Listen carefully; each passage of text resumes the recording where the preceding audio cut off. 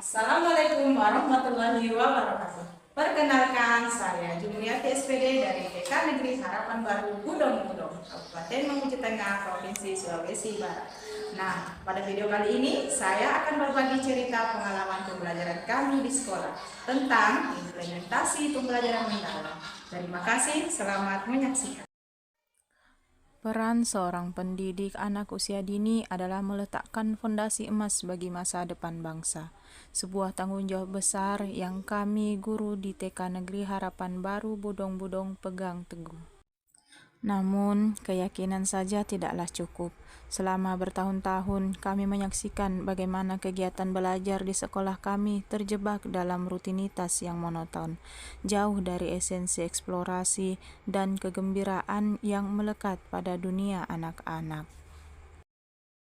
Ini adalah catatan perjalanan kami dalam merombak total pendekatan pembelajaran dari yang dangkal menuju pembelajaran mendalam.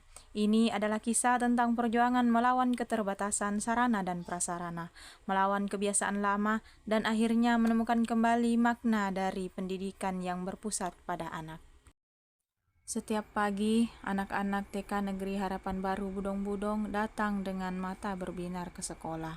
Sayangnya, energi dan rasa ingin tahu alami itu seringkali meredup begitu mereka duduk di kelas. Kami terjebak dalam lingkaran rutinitas yang majemuk.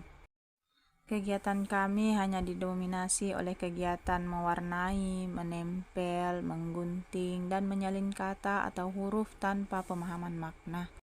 Aspek kognitif pun disajikan kaku. Anak-anak hanya diminta menghitung angka di papan tulis atau menghafalkan lagu ABC.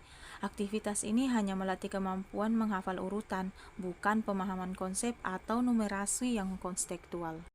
Dampaknya pun sangat terasa. Rasa bosan anak yang tinggi, minimnya keterlibatan berpikir kritis anak-anak menjadi pasif dan menunggu instruksi. Pendidikan yang baik bukanlah tentang mengisi ember, melainkan tentang menyalakan api rasa ingin tahu. Ini adalah alarm bagi kami. Tekad kami untuk berubah terbentur pada realitas. Sekolah yang memiliki keterbatasan sarana dan prasarana menjadi tantangan terbesar kami untuk berubah. Kami kekurangan APE yang variatif dan bahan-bahan lost parts untuk mendukung kegiatan eksplorasi dan proyek anak pun kurang di lingkungan kami. Bahkan, kondisi bangunan pun menciptakan hambatan yang cukup besar. Ruang kelas yang hanya bersekat tripleks tipis. Kondisi ini menciptakan masalah kebisingan. Ketika satu kelas bernyanyi keras, kelas di sebelahnya pun kesulitan berkonsentrasi untuk diskusi atau mendengarkan cerita. Sulit menciptakan suasana mindful learning di tengah kebisingan ini.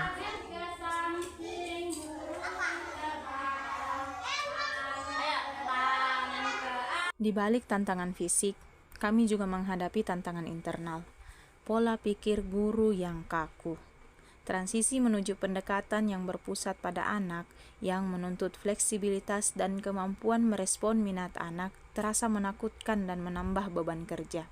Kami harus mengubah cara pandang kami terhadap apa yang disebut belajar.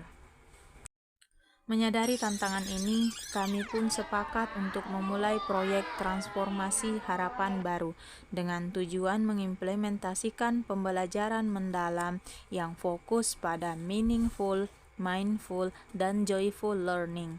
Perubahan terbesar dimulai dari filosofi mengajar, dari apa yang harus diajarkan guru menjadi apa yang ingin dipelajari oleh anak. Dalam proyek transformasi harapan baru ini, kami mengganti kegiatan mewarnai harian dengan pembelajaran berbasis proyek sederhana. Contohnya, anak keluar melakukan eksplorasi langsung lingkungan sekolah, atau anak melakukan penanaman pohon secara langsung di lingkungan sekolah. Dalam proyek ini, mereka mengintegrasikan literasi, numerasi, sains, dan kewarganegaraan dalam satu konteks yang bermakna. Mereka tidak lagi menyalin kata, melainkan membuat jurnal eksplorasi dari hasil observasi mereka. Menghitung pun dilakukan secara nyata. Karena APE kami terbatas, Kami mengoptimalkan penggunaan loose parts dari bahan alam dan bahan bekas sebagai bahan utama eksplorasi pembelajaran anak. Tentu perubahan ini menuntut guru yang berkompeten. Kami memanfaatkan pelatihan mandiri dan membentuk komunitas belajar sekolah internal setiap Sabtu.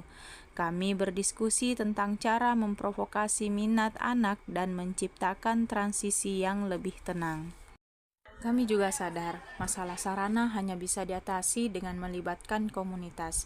Kami menggalakkan kampanye APE daur ulang dari rumah dengan mengajak orang tua menyumbang barang bekas. Kami pun mengadakan lomba pembuatan APE bagi orang tua siswa. Setelah beberapa bulan, hasilnya nyata. Perubahan paling mencolok adalah menghilangnya rasa bosan.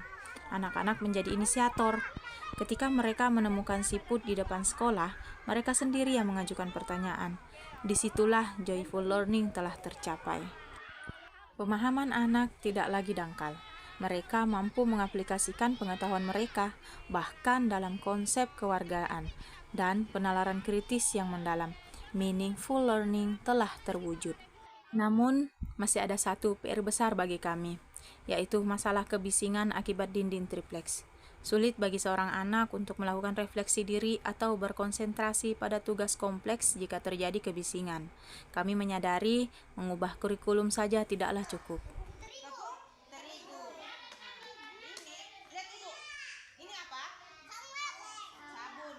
Berdasarkan refleksi ini, kami merumuskan strategi anti-bising. Kami akan menginisiasi jadwal kegiatan yang lebih sinkron antar kelas. Misalnya, jika satu kelas membutuhkan kelas yang tenang, maka kelas lain akan melakukan kegiatan outdoor atau kegiatan seni yang hening. Perjalanan ini adalah bukti bahwa perubahan signifikan tidak harus menunggu ketersediaan sarana dan prasarana. Dengan melakukan kolaborasi dan kemauan untuk melihat dunia dari sudut pandang anak-anak, kami berhasil mengubah rutinitas yang membosankan menjadi sebuah petualangan belajar yang bermakna. Kami tidak lagi hanya mengajarkan anak-anak untuk mewarnai atau menyalin. Kami mendidik mereka untuk menjadi pemikir kritis, pemecah masalah yang kreatif, dan individu yang mandiri. Dari balik sekat triplex yang tipis dan dengan APE yang terbatas, anak-anak TK Negeri Harapan Baru Budong-Budong kini menyala dengan rasa ingin tahu yang tak terbatas. Perubahan ini adalah harapan baru bagi pendidikan anak usia dini di seluruh daerah dengan keterbatasan serupa. Maju terus pendidikan Indonesia.